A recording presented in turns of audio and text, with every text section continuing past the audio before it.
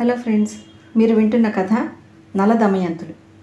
పాండవులు అరణ్యవాసం చేస్తున్నప్పుడు కిరీటి అన్నగారి అనుమతితో దివ్యాస్త్రాల కోసమని కైలాసం వెళ్ళాడు. నలుగురు అన్నదమ్ములు అర్జునుడి కోసం ఎదురు చూస్తూ దిగులుగా దుర్భరంగా కాలం గడిపారు. ఆ సమయంలో బృహదశ్వుడనే మహర్షి పాండవుల దగ్గరకు వచ్చాడు. యుధిష్ఠిరుడు ఆయనకు అర్ఘ్యపాద్యాదులతో స్వాగతం పలికి, మునీశ్వర, నావలే కష్టాలు పడిన రాజులు ఇంతకుముందు ఎవరైనా ఉన్నారా అని అడిగాడు. అందుకు బదులుగా బృహదశ్వుడు నిషధాధిపతి నలుడి కథ చెప్పాడు. నిషిధ దేశపు రాజకుమారుడు నలుడు బహు చక్కనివాడు, అశ్వశాస్త్రం బాగా తెలిసినవాడు, విలువిద్యలో మేటి, ఆడిన మాట తప్పనివాడు, ఔదార్యం విషయంలో సరే, మనసు వెన్నపూస. ఆ కాలంలోనే విదర్భ దేశాన్ని భీమరాజు పరిపాలిస్తుండేవాడు. అతనికి సంతానం లేదు. బిడ్డల కోసం ఆయన చెయ్యని పూజ లేదు. ఒకరోజు దమనుడు అనే మహర్షి ఆయన కొలువుకు వచ్చాడు. భీమరాజు, ఆయన భార్య ఆ మునికి ఘనంగా స్వాగతం చెప్పి సకలోపచారాలు చేశారు. ముని సంతోషించి 3 కుమారులు 1 కుమార్తె కలిగేటట్లు ఆ దంపతుల్ని దీవించాడు.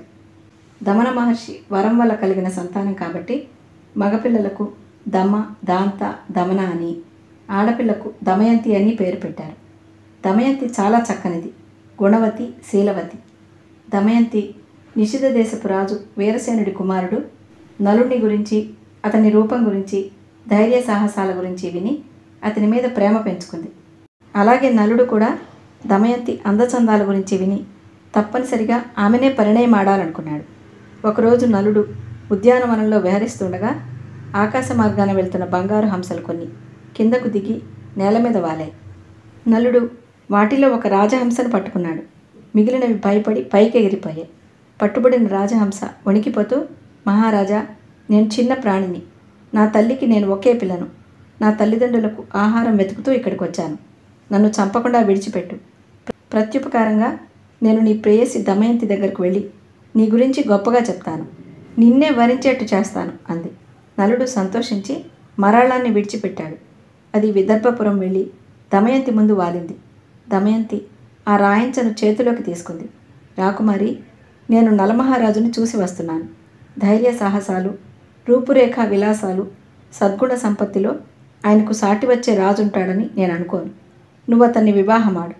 మీ జంట చూడముచ్చటగా ఉంటుంది, మీ దాంపత్యం అన్యోన్యంగా ఉంటుంది అని సలహా చెప్పింది. రాయించ మాటలకు రాకుమారి పొంగిపోయింది. నలమహారాజు గురించి నాకు చెప్పినట్లే నా గురించి 4 మంచి మాటలు ఆ ప్రభువుకు చెప్పి నాపై మరులుగొనేటట్టు చెయ్యి అని బ్రతిమాలి హంసను హృదయానికి హత్తుకుని గాలిలోకి ఎగరేసింది. హంస రివ్వున వెళ్ళిపోయింది. నిషధ దేశం చేరుకుంది. నలుడిని కలుసుకుంది. పూసగుచ్చినట్లు జరిగిన కథంతా చెప్పింది. ఆ విధంగా నలదమయంతులు ఒకరి పట్ల ఒకరు ప్రేమను మోహాన్ని పెంచుకునేటట్టు చేసింది రాయించ. దమయంతి నలుడిని మనసులో నిలుపుకుని అనుక్షణం అతని ధ్యాసలోనే గడుపుతోంది. పరధ్యానంలో చిక్కి సగమైంది. భీమరాజుకి ఈ సంగతి తెలిసింది. కూతుర్ని సముదాయించి స్వయంవరానికి చాటింపు వేయించాడు. దమయంతి స్వయంవరానికి ఎక్కడెక్కడి రాజులే కాకుండా దిక్పాలకులు కూడా విదర్భకు వచ్చారు. ఇంద్రుడు, అగ్ని, వరుణుడు, యముడు కూడా స్వయంవరంలో పాల్గొనేందుకు భూలోకానికి వెళ్ళారు. మార్గమధ్యంలో వాళ్ళు నలమహారాజును చూశారు. ఆపి మాటలు కలిపారు. నిషధేశ్వర, నువ్వు మాకు దూతగా ఉండి ఒక కార్యం సాధించి పెట్టాలి అన్నాడు ఇంద్రుడు. చేయవలసిన పనేమిటో చెప్పమన్నాడు నలుడు. మా నలుగురికి దమయంతిపై మనసుంది. మాలో ఎవరో ఒకరిని ఆమె వరించేటట్టు నువ్వు చెయ్యాలి అన్నాడు ఇంద్రుడు. నలుడు ఇంద్రాది దిక్పాలకులకు నమస్కరించి, సురవరులారా, నేను స్వయంవరానికే వెళ్తున్నాను. అలాంటప్పుడు నన్ను ఈ కార్యానికి మీరు వినియోగించడం ఉచితం కాదు అన్నాడు. నిషిధరాజా, నువ్వు గుణవంతుడివని సత్యసంధుడివని తెలిసి మా అభిమతం తీర్చమని కోరాం. నువ్వు మాత్రమే ఈ పని సాధించగలవు, మా మాట కాదనుకు అని దేవతలు బలవంత పెట్టారు. నలుడు మెత్తబడ్డాడు. అదృశ్య రూపుడై దమయంతి మందిరానికి వెళ్ళగలిగేటట్టుగా దేవతలు అతనికి వరం అనుగ్రహించారు. దేవతల వరప్రభావం వల్ల నలుడు ఎవరికంటా పడకుండా అంతఃపురంలోకి ప్రవేశించి దమయంతి ఎదుట నిలిచాడు. ఆమె సౌందర్యానికి ముగ్ధుడయ్యాడు. తన ఎదుట నిలబడిన మన్మథాకారుణ్ణి చూసి, ఎవరూ రావటానికి అలవి కాని ఈ రాజప్రసాదంలోకి ఇతడెలా వచ్చాడా అనుకుంటూ దిగ్గున లేచి నిలబడింది దమయంతి. అతని అందం, టీవీ, తేజస్సు, ధైర్య సాహసాలు ఆమెను అబ్బురపరిచాయి. ఆలోచనల నుంచి తేరుకుని, అయ్యా, మీరెవరు? కట్టుదిట్టమైన ఈ రక్షణ వలయాన్ని ఛేదించుకుని మీరెలా లోపలికి రాగలిగారు అని అడిగింది. నలుడు మందహాసం చేస్తూ, సుందరి, నేను నిషేధాధిపతిని. నన్ను నలుడు అంటారు. దేవదూతగా ఇప్పుడు నేను మీ ముందుకు వచ్చాను. ఇంద్రాగ్ని యమవరుణులు నీ స్వయంవరానికి వస్తున్నారు. వారికి నీ మీద మనసుంది. వారిలో ఎవరో ఒకరిని భర్తగా స్వీకరించు. సురవరుల మహిమ వల్లనే అదృశ్య రూపంలో నీ దగ్గరకు రాగలిగాను అని వచ్చిన పని చెప్పాడు. దమయంతి నలుడిని తదేకంగా చూస్తూ, స్వామి, నేను సామాన్య స్త్రీని. ఇంద్రాది దేవతలతో నాకు పొత్తేమిటి? అయినా నా మనస్సు ఎప్పటి నుంచో మీ మీదే లగ్నమై ఉంది. మిమ్మల్ని గాఢంగా ప్రేమించాను. ప్రభు, మిమ్మల్ని రప్పించేందుకే ఈ స్వయంవరం ఏర్పాటు చేసింది కూడా. నన్ను మీ సతిగా స్వీకరించి ధన్యురాల్ని చేయండి అని వేడుకుంది. కోమలి, దేవతల అనుగ్రహం పొంది మహదైశ్వర్యాలు అనుభవించు. నాబొట్టి సామాన్యుణ్ణి వరించి నువ్వు పొందే అమరసుఖాలేమిటి అని వారించాడు. దమయంతి వినలేదు. రాజేంద్ర, ఇంద్రాది దేవతలను స్వయంవరానికి రానివ్వండి, అభ్యంతరం లేదు. వారి సమక్షంలోనే మిమ్మల్ని పతిగా స్వీకరిస్తాను. అలా చేయటం వల్ల దేవతలకు మీ మీద ఆగ్రహం ఉండదు. మీరు దూతకృత్యం కావించి దేవతల కార్యం నిర్వర్తించిన వారు అవుతారు. నేను దేవతలను కాదని మిమ్మల్ని వరించటం నా తప్పే కానీ మీ తప్పు కాబోదు అని ఉపాయం చెప్పింది దమయంతి. నలుడు సంతోషించి వెళ్ళిపోయాడు. జరిగిన కథంతా దేవతలకు చెప్పాడు. స్వయంవరం జరిగే రోజు వచ్చింది. రాజులు, సూరులు, వీరు, మన్మథాకారులు ఎందరెందరో వచ్చారు. సభాభవనమంతా కిక్కిరిసిపోయింది. అపర రతీదేవిలా దమయంతి సభలో ప్రవేశించి ఒక్కసారి కలయి చూసింది. ఒకచోట 5 నలమహారాజులు కనిపించారు ఆమెకు. అసలు నలుడికి తోడు ఇంద్రుడు, అగ్ని, వరుణుడు, యముడు కూడా నలమహారాజు రూపం ధరించారు. వారిలో తను ప్రేమించిన అసలు నలుడెవరో తెలుసుకోవటం ఎలా? దమయంతి మనసు వ్యాకులపడింది. మనసులోనే దేవతలను శరణు వేడింది. దేవప్రముఖులారా, మీరు మహనీయులు, పూజ్యులు, నా ప్రార్థన వినండి. నేను నిషేధాధిపతి నలుణ్ణి మనసారా ప్రేమించాను. అతన్నే భర్తగా స్వీకరిస్తాను. అతన్ని తప్ప ఇతరులను నేను వరించలేను.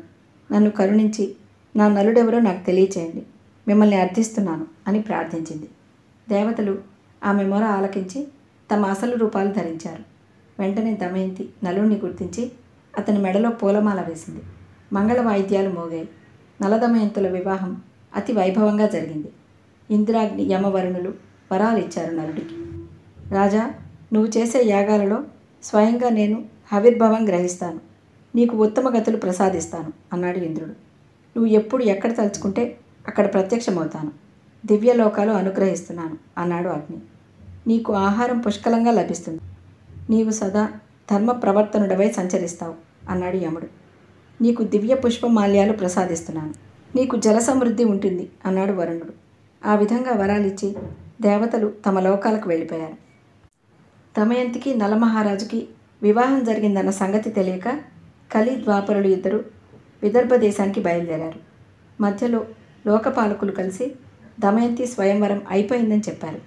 కలి, ద్వాపరులకు కోపం వచ్చింది. కళ్ళెర్ర చేస్తూ, నలుడికి రాజ్యభ్రష్టత్వం కలిగిస్తాం, దమయంతికి పతి వియోగం కల్పిస్తాం, ఇద్దరిని ఘోరారణ్యాల పాలు చేస్తాం అని తీవ్రంగా పలికారు. ఇద్దరూ నిషధ దేశం వెళ్ళారు. కానీ నలుడిలో ప్రవేశించడానికి కలికి ఎంత ప్రయత్నించినా సాధ్యం కాలేదు. నలుడు ధర్మాత్ముడు, పుణ్యశ్లోకుడు, సత్యసంధుడు, తీవ్ర తపోమహిమ కలవాడు కనుక అతను అంత తేలిగ్గా కలిపన్నిన వలకు చిక్కలేదు. నిరంతరం పరోపకార చింతనలో కాలం గడుపుతూ సత్కారాలు చేస్తూ ఉండే నలమహారాజును తన వశం చేసుకోవటం ఎలాగా అని కలి ఆలోచనలో పడ్డాడు. 12 ఏళ్లు గడిచాయి. విధివశాత్తు నలమహారాజు ఒకనాడు పాదప్రక్షాళన చేసుకోకుండా ఆచమనం చేసి సంధ్యావందనం చేశాడు. అదే అదననుకుని కలి నల్లుల్లో ప్రవేశించాడు. తరువాత కలి ప్రేరణతో నలమహారాజు చెడు మార్గాలు తొక్కాడు. తన తమ్ముడు పుష్కరుడి దగ్గరికి వెళ్ళి జూదానికి రమ్మని ఒత్తిడి చేశాడు. జూదం అనర్థాలకు మూలమని తెలిసి కూడా కలి ఆవహించటం వల్ల బుద్ధిహీనుడై పాచికలాడి ఒక్కొక్క సంపదను పోగొట్టుకున్నాడు. మంత్రులు, హితులు ఎంత వారించినా వినలేదు. దమయంతి బతిమాలినా లక్ష్య పెట్టలేదు. తమకు కానికాలం దాపురించిందని దమయంతి గ్రహించి రథసారథి వార్ష్ణేయుణ్ణి పిలిచి కుమారుడు ఇంద్రసేనుణ్ణి, కుమార్తె ఇంద్రసేనను విదర్భలో విడిచి రమ్మంది. వార్ష్ణేయుడు నలుడికి పట్టిన దుర్దశకు బాధపడుతూ పిల్లల్ని తాతగారికి అప్పగించాడు. తాను అయోధ్య వెళ్ళి అక్కడ ఋతుపర్ణుడి దగ్గర సారథిగా కుదిరాడు. నలుడు రాజ్యవిహీనుడై చివరకు నిషధ దేశాన్ని వదిలి అరణ్యాలకు బయలుదేరాడు. దమయంతి అతన్ని అనుసరించింది. పళ్ళు కందమూలాలు తింటూ కొన్నాళ్ళు గడిపారు. ఒకరోజు కొన్ని పక్షులు చేతికి అందేటంత దూరంలో మేత ఏరుకుంటూ కనిపించాయి నలుడికి. వాటిని పట్టుకుందామనుకున్నాడు. ఒంటి మీద ఉన్న ఒకే వస్త్రాన్ని వాటి మీద వలలా విసిరాడు. అవి ఆ వస్త్రాన్ని కూడా తీసుకుపోయాయి. నలుడు జోదమాడేందుకు ప్రయోగించిన పాచికలే ఆ పక్షులు. కలి ప్రేరణ వలన ఇప్పుడు అవి పక్షుల రూపంలో వచ్చి కట్టుబట్టను కూడా తన్నుకుపోయాయి. సిగ్గిలి నిలిచిన నలుడి దురవస్థకు కృంగిపోతూ దమయంతి తన చీర కొంత చింపి అతనికిచ్చింది. ఆ ముక్కనే ఒంటికి చుట్టుకున్న నలుడు, దేవి, ఈ ఫలవృక్షాల వెంట వెళ్తే అవంతి దేశం చేరుకుంటావు. అది వింధ్య పర్వతం. ఆ తర్వాత ముని ఆశ్రమాలున్నాయి. అది విదర్భకు చేరే మార్గం. ఇటుగా వెళితే కోసల వస్తుంది అని దమయంతికి చెప్పాడు. నలుడి మనసులో మాట దమయంతికి అర్థమైంది. స్వామి, మిమ్మల్ని వదిలి నేను ఏ దేశమూ వెళ్ళను. కష్టకాలంలో భార్యాబిడ్డలే ఎవరికైనా చిత్తశాంతి కలిగిస్తారు. విదర్భకు వెళదామంటే రండి, ఇద్దరం కలిసే వెళదాం. లేదా ఇక్కడ ఇలాగే కాలం గడుపుదాం. అంతేకాని నన్ను మాత్రం దూరం చేయకండి అని కన్నీళ్లతో ప్రార్థించింది దమయంతి. మారు మాట్లాడలేదు నలుడు. అలసిపోయి ఒకచోట పాడుబడిన మంటపం కనిపిస్తే అక్కడ విశ్రమించాడు. దమయంతి గాఢ నిద్రలోకి జారుకుంది. నలుడికి నిద్ర పట్టలేదు. అయ్యో, నా మూలంగా ఈ కుసుమ కోమలి కష్టాలు అనుభవించవలసి వచ్చిందే. నేనెంత దుర్మార్గుణ్ణి. ఈమెను ఇక్కడే విడిచిపెట్టి వెళితే మంచిదేమో. నా కోసం వెతికి వెతికి పుట్టింటికి వెళ్తుంది. అక్కడైనా సుఖంగా ఉంటుంది అని మనసులో మదనపడి ఒక నిర్ణయానికి వచ్చాడు. ఆమెను వదిలి కొంత దూరం వెళ్ళాడతను. మళ్ళీ మనసు రాక వెనక్కి వచ్చాడు. కొంత కాలయాపన చేసి చివరకు గుండె రాయి చేసుకుని వెళ్ళిపోయాడు. కాసేపటికి దమయంతికి మెలకువ వచ్చింది. నలుడు కనిపించలేదు. దుఃఖంతో వణికిపోయింది. అమిత వేదనను అనుభవిస్తూ భర్తను వెతుక్కుంటూ ఘోరారణ్యంలో నడవలేక నడుస్తోంది దమయంతి. అప్పుడు ఒక పెద్ద కొండ చిలువ ఆమెను పట్టుకుంది. ఆమె ఆర్తనాదాలు చేస్తూ, స్వామి, ఇప్పుడైనా వచ్చి నన్ను కాపాడండి అని బిగ్గరగా వేడుకుంది. అది ఒక కిరాతకుడు విన్నాడు. వెంటనే వెళ్ళి చొరకత్తితో కొండ చిలువను హతమార్చాడు. తరువాత ఆ బోయేవాడు దమయంతి సౌందర్యానికి కన్ను చెదిరి బలాత్కరించబోయి ఆమె శాపాగ్నికి నిలువునా కారి బూడిదయ్యాడు. దమయంతి ఏడుస్తూ కనిపించిన చెట్టును, పుట్టను, మృగాలను, పర్వతాలను, నదులను తన భర్త జాడ చెప్పమని ప్రార్థించింది. అలా వెళ్ళి వెళ్ళి ఉత్తర దిక్కున ఉన్న ఒక మున్యాశ్రమం చేరుకుంది. ఆశ్రమంలోని మహర్షులు దమయంతిని ఓదార్చి, తల్లి, నీ కష్టాలు గట్టెక్కుతాయి, సర్వశుభాలు చేకూరుతాయి. నీ భర్తను కలుసుకుంటావు, దుఃఖించకు అని ఆశీర్వదించారు. దమయంతి మహర్షులకు నమస్కరించి భర్తను అన్వేషిస్తూ మళ్ళీ బయలుదేరింది. దారిలో ఆమెకు కొందరు వర్తకులు కనిపించారు. వారి వెంట ఏనుగులు, గుర్రాలు, రథాలు ఉన్నాయి. ఒంటి మీద మురికి పీలిక ఒకటి వేలాడుతుంటే వెర్రి చూపులు చూస్తూ ఆకలితో నకనకలాడుతూ చిక్కి శల్యమై ముంగురులు కేశపాసం చెదిరిపోయి అడవిలో చచ్చులు పుచ్చులు ఏరుకుంటూ దెయ్యమో భూతమో అన్నట్లు ఉన్న దమయంతిని చూసి వర్తకులు మొదట భయపడ్డారు. తర్వాత వాళ్లలో ఒకడు సాహసించి, తల్లి, నీవెవరు? ఎందుకు ఈ కారడవిలో ఒంటరిగా తిరుగుతున్నావు అని అడిగాడు. దమయంతి దుఃఖపడుతూ తన దీనగాథ చెప్పింది. వర్తకులు జాలిపడి ఆమెను అడవి నుంచి తప్పించి చేది దేశపు పొలిమేర వరకు తోడుగా వచ్చి వెళ్ళారు. ఆమెను చూసి ప్రజలు మతి చెడిందనుకున్నారు. పిల్లలు గేలి చేస్తూ ఆమె వెంట పడ్డారు. ఇదంతా ఆ దేశపు మహారాణికి తెలిసింది. వెంటనే ఆమెను తీసుకురమ్మని దాసీ జనాన్ని పురమాయించింది. వారు దమయంతిని మహారాణి దగ్గరకు తీసుకువెళ్లారు. ఉన్మాదిలా కనిపిస్తున్నా ఆమెను చూడగానే సామాన్య స్త్రీ కాదని రాణి గ్రహించింది. దమయంతి తన భర్త పేరు, ఆయన వివరాలు తప్ప మిగిలిన కథంతా చెప్పింది. రాణికి జాలి వేసింది. కష్టాలు కలకాలం ఉండవు, అధైర్యపడకు. సేవకులను పంపి నీ భర్తను వెతికిస్తాను. అతని ఆచూకీ తెలిసే వరకు నువ్వు నాతోనే ఉండొచ్చు అంది. అందుకు దమయంతి, తల్లి, నీ ఔదార్యానికి కృతజ్ఞతలు. అయితే నాకు కొన్ని నియమాలున్నాయి. నేను ఉచ్ఛిష్టం భుజించను, పరుల పాదాలు కడగను, పరపురుషులతో మాట్లాడను. నన్నెవరైనా చెడు దృష్టితో చూసినా, కామించినా, అసభ్యంగా మాట్లాడినా వాళ్ళు సజీవులై ఉండటానికి వీల్లేదు. నా భర్తను అన్వేషించేందుకు వెళ్ళేవారితో మాత్రమే అవసరం మేరకు నేను మాట్లాడతాను. ఇందుకు మీరు సమ్మతించాలి అంది. మహారాణి ఆ నియమాలన్నిటికీ ఒప్పుకుని ఆమెను తన కూతురు సునంద దగ్గర సైరంధ్రిగా నియమించింది. దమయంతికి రోజులు యుగాల్లా గడుస్తున్నాయి. అడవిలో భార్యను ఒంటరిగా విడిచి వెళ్ళిన నలుడు అరణ్యాలలో తిరుగుతుండగా ఒకచోట భయానకమైన కార్చిచ్చు కనిపించింది. ఆ చిచ్చులో నుంచి ఎవరో అరుస్తూ ఆర్తనాదాలు చేస్తూ నలుడిని పేరు పెట్టి పిలిచారు. నలుడు సాహసించి ఆ మంటల దగ్గరకు వెళ్ళేసరికి అగ్నిజ్వాలల మధ్య కాలసర్పం కర్కోటకుడు కొత్తలాడిపోతున్నాడు. నలమహారాజా, నారద మహర్షి ఇచ్చిన శాపం వల్ల నాకు ఈ దుస్థితి సంభవించింది. కదలలేక పడి ఉండమని ఆ మహర్షి నన్ను తీవ్రంగా శపించాడు. ఇప్పుడు ఈ కార్చిచ్చు నన్ను చుట్టుముట్టింది. నువ్వు నన్ను ఇక్కడి నుంచి మరెక్కడికైనా తీసుకువెళ్తే నాకు శాప విమోచనం కలుగుతుంది. త్వరగా నన్ను రక్షించు. నువ్వు ఈ మేలు చేస్తే నీకు శుభం కలగచేస్తాను అని ప్రాధేయపడ్డాడు కర్కోటకుడు. నలుడు సరేనని మంటల మధ్యనున్న నాగరాజును పట్టుకోగానే అది బరువు తగ్గిపోయి చాలా తేలికైంది. దాన్ని తీసుకువెళ్ళి నలుడు ఒక జలాశయంలో విడిచిపెట్టబోతుంటే, రాజా, లెక్క పెట్టుకుంటూ ఇక్కడి నుంచి సరిగ్గా 10 అడుగులు ముందుకు వెళ్ళు, నీకు మంచి జరుగుతుంది అన్నాడు కర్కోటకుడు.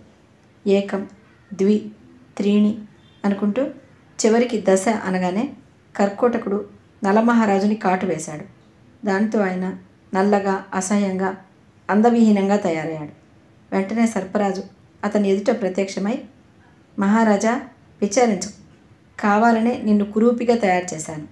ఈ రూపంలో నిన్నెవరూ గుర్తుపట్టలేరు. నా విషం నీ శరీరంలో ఉండటం వల్ల నువ్వు అనాకారిగా తయారయ్యావు. చాటుగా నీలో ప్రవేశించిన కలి మీద నా విష ప్రభావం ఉంటుంది. నీకు చేసిన అన్యాయానికి అతను అనుభవించాల్సిందే. నా విషం నీలో ఉన్నంత వరకు నిన్నెవరూ ఏమీ చేయలేరు. నువ్వు వెంటనే అయోధ్య వెళ్ళి ఋతుపర్ణ మహారాజును కలుసుకో. బాహుకుడని పేరు పెట్టుకుని అతనికి రథసారథిగా ఉండు. నువ్వు అతనికి అశ్వహృదయ మంత్రాన్ని బోధించు. అతని వద్ద నుంచి అక్షహృదయ మంత్రాన్ని నువ్వు నేర్చుకో. ఆ తర్వాత అంతా మేలే జరుగుతుంది. నువ్వు ఎప్పుడు నీ అసలు రూపం కావాలనుకుంటావో అప్పుడు నన్ను తలుచుకుని ఈ దివ్య వస్త్రాలు ధరించు అని పలికి నలుడికి 2 వస్త్రాలు ఇచ్చి అంతర్హితుడయ్యాడు. నాగరాజు చెప్పినట్టే చేసి ఋతుపర్ణుడి దగ్గర కొలువు సంపాదించాడు నలమహారాజు. ఇలా ఉండగా విదర్భలో భీమరాజు కూతురు అల్లుడి కోసం విచారిస్తూ వాళ్ళు ఎక్కడ ఉన్నారో తెలుసుకురమ్మని సేవకులను పంపాడు. నలదమయంతుల జాడ తెలిపిన వారికి 1000 గోవులు, కావలసినంత బంగారం, వెండి, అగ్రహారాలు, ఊళ్ళు ఇస్తానని భీమరాజు ప్రకటించాడు. సుదేవుడనే విప్రుడు ఆ ప్రకటన విని భీమరాజు పుత్రికను వెతికేందుకు బయలుదేరాడు. వెతికి అతను చివరికి చేదిపురం చేరుకుని సునంద చెంత సైరంధ్రిగా ఉన్న దమయంతిని చూశాడు. ఆమెను గుర్తుపట్టి ఆమె ఒంటరిగా ఉన్నప్పుడు ఆమె దగ్గరకు వెళ్ళి, వైదర్భి, నేను విదర్భ నుంచి వచ్చాను. నీ సోదరుడి స్నేహితుణ్ణి. నీకోసం దేశాలు గాలిస్తూ చివరికి ఇక్కడికి వచ్చాను అన్నాడు. సుదేవుణ్ణి దమయంతి గుర్తించింది. అందరి క్షేమ సమాచారం అడిగి కన్నీళ్లు పెట్టుకుంది. ఇదంతా సునంద చూసింది. వెళ్ళి తన తల్లితో చెప్పింది. ఆమె సుదేవుణ్ణి పిలిపించి వివరాలు అడిగి తెలుసుకుంది. సునంద దగ్గర సైరంధ్రిగా ఉన్నది దమయంతి అని తెలిసాక మహారాణి బాధపడుతూ, తల్లి, మీ అమ్మ నేను అక్క చెల్లెళ్ళం. దశాన్న రాజైన సుధాముని కుమార్తెలం. మీ అమ్మను విదర్భను పాలించే భీమరాజుకు, నన్ను చేది దేశం పాలించే బీరబాహుకు ఇచ్చి మా తండ్రి పెళ్ళిళ్ళు చేశాడు. నువ్వు పసిపిల్లగా ఉన్నప్పుడు చూశాను అని దమయంతిని కౌగలించుకుంది. ఆ తర్వాత ఆమె దమయంతిని పల్లకీలో ఎక్కించి సగౌరవంగా విదర్భకు పంపించింది. దమయంతి తల్లిదండ్రుల వద్దకు క్షేమంగా చేరుకుంది. పిల్లలిద్దరినీ ముద్దులలో కన్నీళ్లలో ముంచెత్తింది. కుమార్తెను చూసి కొండంత సంతోషం పొందాడు భీమరాజు. అల్లుణ్ణి అన్వేషించడానికి మళ్ళీ అనేక వందల మందిని వివిధ దేశాలకు పంపాడు. కొన్నాళ్లకు పర్ణాదుడనే విప్రుడు భీమరాజు దగ్గరకు వచ్చి, అయ్యా, అయోధ్య నెల్లే ఋతుపర్ణుడి కొలువులో బాహుకుడు అనే సారథి ఉన్నాడు. చాలా కురూపి, వంకర శరీరం, పొట్టి చేతులు, గూని మెడ, కారు మేఘఛాయ. కానీ గుర్రాలను నడపటంలో మొనగాడు. వంటలు చేయడంలో కూడా నేర్పరి. గుర్రాలను పరిగెత్తించాలన్నా అదుపు చేయాలన్నా అతని తర్వాతే ఎవరైనా. మంచి అశ్వశిక్షకుడు. సభలో నేను నలుని గురించి చెప్పినవన్నీ విని ఒంటరిగా వచ్చి నన్ను కలుసుకున్నాడు. మీ యోగక్షేమాలు అడిగి తెలుసుకున్నాడు. దమయంతి దేవిని గురించి పదే అడిగాడు అని చెప్పి వెళ్ళిపోయాడు. ఇది విన్న దమయంతి బాహుకుడే నలుడై ఉంటాడని అనుమానించింది. తల్లి అనుమతితో సుదేవుణ్ణి పిలిపించి, సుదేవా, తక్షణం నువ్వు అయోధ్యకు వెళ్ళి నలమహారాజు జాడ తెలియని కారణంగా దమయంతికి ద్వితీయ స్వయంవరం జరుగుతోందని రాజసభలో ప్రకటించు. ఆసక్తి ఉంటే మరునాటి సూర్యోదయంలోగా ఋతుపర్ణుణ్ణి స్వయంవరానికి రమ్మని చెప్పు అని ఆజ్ఞాపించింది. సుదేవుడు అయోధ్య చేరాడు. దమయంతికి మళ్ళీ పెళ్ళి అని తెలియగానే ఆ ఉత్సవానికి వెళ్ళాలని ఋతుపర్ణుడికి ఆశ కలిగింది. వెంటనే బాహుకుణ్ణి పిలిచి రేపు తెల్లవారేలోగా మనం విదర్భలో ఉండాలి. రథం సిద్ధం చెయ్యి అని ఆజ్ఞాపించాడు. తేరు ఆయత్తమైంది. వార్ష్ణేయుడితో పాటు ఋతుపర్ణుడు రథం అధిరోహించాక బాహుకుడు పగ్గాలు చేతుల్లోకి తీసుకుని గుర్రాలను అదిలించాడు. అశ్వాలు ఆఘమేఘాల మీద పరిగెత్తాయి. బాహుకుడు గుర్రాలను నడుపుతున్న తీరుకు రాజుగారు ఆశ్చర్యపోయారు. అలా కొంత దూరం వెళ్ళేసరికి ఒకచోట దట్టంగా ఆకులతోనూ పళ్లతోనూ ఉన్న తాండ్ర చెట్టు కనిపించింది. ఋతుపర్ణుడు, బాహుక, అశ్వహృదయంలో నువ్వు దిట్టవైతే అక్షహృదయంలో నేను దిట్టని. ఈ చెట్టుకి ఎన్ని ఆకులు ఎన్ని పళ్ళు ఉన్నాయో లెక్క పెట్టకుండానే చెప్పగలను. ఆ 2 పెద్ద కొమ్మలకు కలిపి మొత్తం 5 కోట్ల ఆకులున్నాయి. 2095 పళ్ళున్నాయి. కావాలంటే లెక్క పెట్టుకో అన్నాడు. బాహుకుడు రథం నిలిపి తాండ్ర చెట్టుకున్న ఆకులు పళ్ళు లెక్కించాడు. ఋతుపర్ణుడు చెప్పిన లెక్క ఖచ్చితంగా సరిపోయింది. ఈసారి విస్తుపోవటం బాహుకుడి వంతైంది. బాహుకుడి అభ్యర్థన మేరకు ఋతుపర్ణుడు అక్కడికక్కడే అతనికి అక్షహృదయ విద్యను నేర్పాడు.